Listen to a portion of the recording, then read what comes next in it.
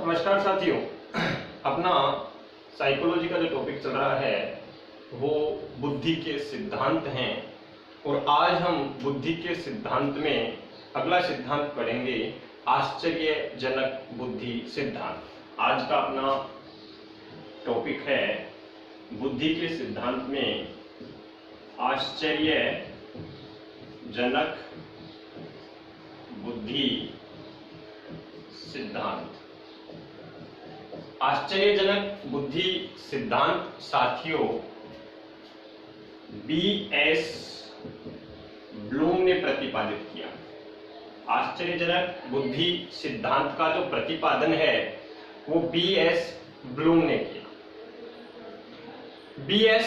Bloom ने इस सिद्धांत को प्रतिपादित करते हुए ये कहा कि बुद्धि जैसी कोई विशेषता नहीं पाई जाती है।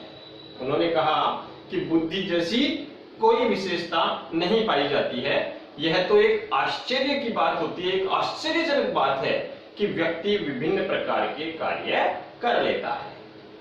साथियों, B.S. ब्लूम ने यह कहा है कि हम लोग ये कहते हैं कि व्यक्ति में भिन्न भिन्न व्यक्तियों में भिन्न भिन्न प्रकार की बुद्धि होती है, इस कारण से वो भिन्न भिन्न प्रकार के काम करता है। कोई डॉक्टर बनता है, कोई इंजीनियर बनता है, कोई अध्यापक बनता है, कोई समाज सेवी बनता है, कोई दार्शनिक बनता है, कोई वैज्ञानिक बनता है। यह सब इसलिए होता है कि हर व्यक्ति में बुद्धि अलग अलग प्रकार की होती है। लेकिन B.S.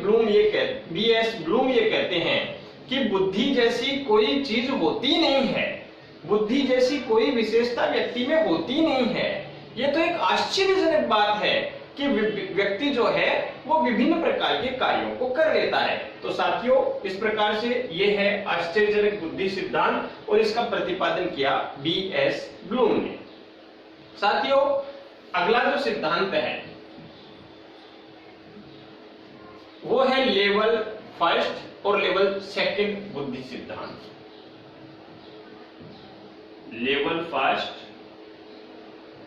एंड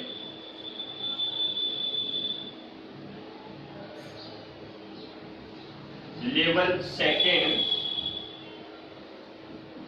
बुद्धि सिद्धांत। साथियों, लेवल फर्स्ट और लेवल सेकंड बुद्धि सिद्धांत का जो प्रतिपादन है वो जॉनसन ने किया है।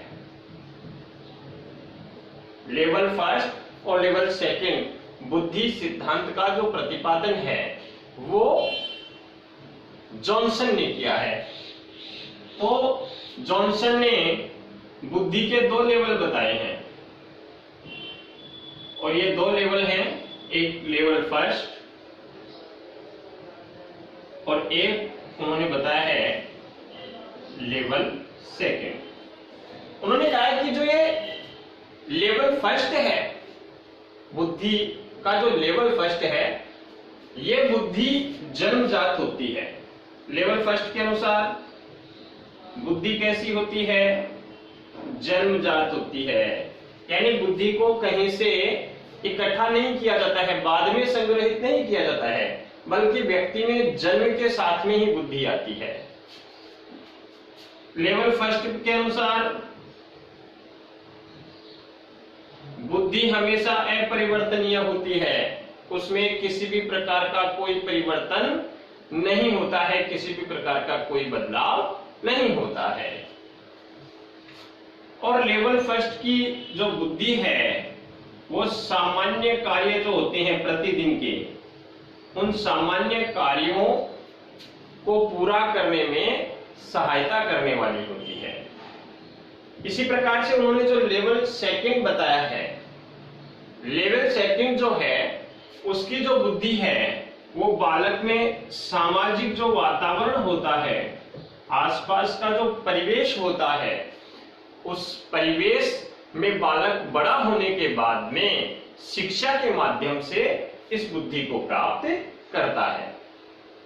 ये जो बुद्धि है जो सामाजिक वातावरण से बालक प्राप्त करता है, व्यक्ति प्राप्त करता है, ये बुद्धि जीवन में किसी भी प्रकार की कोई समस्या होती है, उस समस्या के समाधान और व्यवसाय को चुनने में बड़ी इंपॉर्टेंट होती है।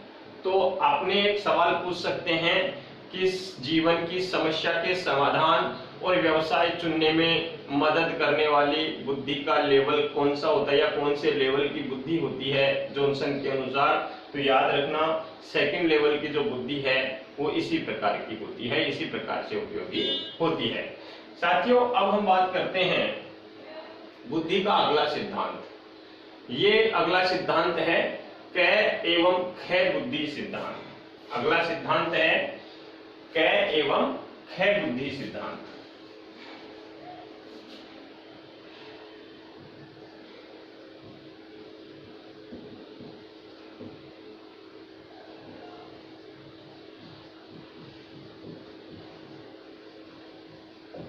कै एवं ख बुद्धि सिद्धांत जो है साथियों, इसको प्रतिपादित करने का जो श्रेय है वो हैब को जाता है, यानी हैब ने इसको प्रतिपादित किया है। इन्होंने भी जो बुद्धि जिस प्रकार से लेवल फर्स्ट और लेवल सेकंड की बुद्धि होती है उसी प्रकार से इन्होंने बुद्धि के दो स्तर बताए हैं। और साथियों, ये दो स्तर हैं, एक है कै बुद्धि और एक है ख बुद्धि। साथियों, हैब के अनुसार कै बुद्धि जो होती है वो जन्मजात होती है। व्यक्ति को जन्म से प्राप्त बुद्धि जो होती है वो कै बुद्धि होती है। वातावरण और शिक्षा से जो बुद्धि प्राप्त होती है वो ख बुद्धि होती है। कै बुद्धि जन्मजात होती है, ख बुद्धि वातावरण और शिक्षा से प्राप्त होती है। साथियों, व्यक्ति जैसे जैसे बड़ा होता है, आगे उन्होंने एक और प्रावधान बताया है और वो प्रावधान बताया है गै बुद्धि का। और इसके लिए उन्होंने कहा है कि व्यक्ति जैसे जैसे बड़ा होता है उसमें परिपक्वता आने के कारण अपने आप ही उसमें गै बुद्धि पैदा हो जाती है जो उसे विशिष्ट कार्यों को संपन्न करने में मदद करती है। इस प्रकार से ये बुद्धि का कै और ख सिद्धांत हुआ। अब हम इससे आगे बढ़े उससे पहले आज का जो टॉपिक हमने पढ़ा है उसको एक बार दोहरा लेते हैं। साथियों, आज हमने सबसे पहले पढ़ा बुद्धि का आश्चर्यजनक सिद्धांत। साथियों, बुद्धि का जो आश्चर्यजनक सिद्धांत है वो बीएस ब्लूम ने प्रस्तुत किया है। बीएस ब्लूम जो है वो पहले के जो विचार हैं उनका खंडन करते हैं। हमने पहले पढ़ा कि व्यक्ति अलग अलग प्रकार के विशिष्ट कार्य इसलिए करता है कि उनमें बुद्धि का स्तर सब में अलग अलग होता है और अपने उन अलग अलग स्तर की बुद्धि होने के कारण से ही व्यक्ति अलग अलग प्रकार के कार्यों को संपन्न करता है। कोई डॉक्टर बनता है, कोई शिक्षक बनता है, कोई दार्शनिक बनता है, कोई वैज्ञानिक बनता है, कोई समाज सेवी बनता है। लेकिन बीएस ब्लूम का मानना ये नहीं था। उन्होंने अपना सिद्धांत आश्चर्यजनक बुद्धि का सिद्धांत प्रस्तुत किया। इस सिद्धांत को प्रस्तुत करते हुए बीएस ब्लूम ने कहा कि साथियों, बुद्धि जैसी कोई विशेषता व्यक्ति में पाई ही नहीं जाती है, बल्कि यह तो एक आश्चर्यजनक बात है कि व्यक्ति अपने विभिन्न प्रकार के जो कार्य हैं उनको संपन्न कर लेता है। साथियों, इसके बाद में जॉनसन ने बुद्धि का लेवल फर्स्ट और लेवल सेकंड सिद्धांत प्रस्तुत किया। उन्होंने बुद्धि के दो लेवल बताए, एक लेवल फर्स्ट और एक लेवल सेकंड। लेवल फर्स्ट को उन्होंने कहा कि लेवल फर्स्ट की जो बुद्धि होती है वो जन्मजात होती है, जन्म से प्राप्त होती है, अपरिवर्तनीय होती है, उसमें किसी प्रकार का कोई बदलाव नहीं किया जा सकता है। और फर्स्ट लेवल की जो बुद्धि है वो व्यक्ति को सामान्य दिनचर्या के जो कार्य होते हैं उनको संपन्न करने में मदद करती है।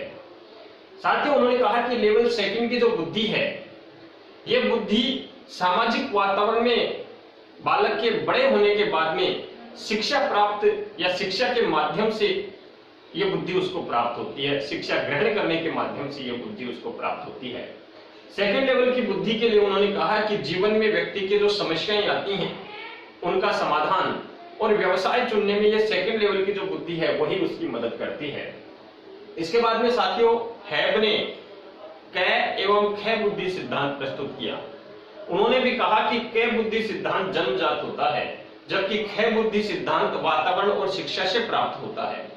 इसी में उन्होंने कहा कि जैसे जैसे व्यक्ति बड़ा होता है उसमें परिपक्वता आती है, उस परिपक्वता के आने के कारण से उसमें गैर बुद्धि पैदा हो जाती है, गैर बुद्धि उत्पन्न हो जाती है और ये गैर बुद्धि उस व्यक्ति को विशिष्ट कार्य करने में मदद करती है।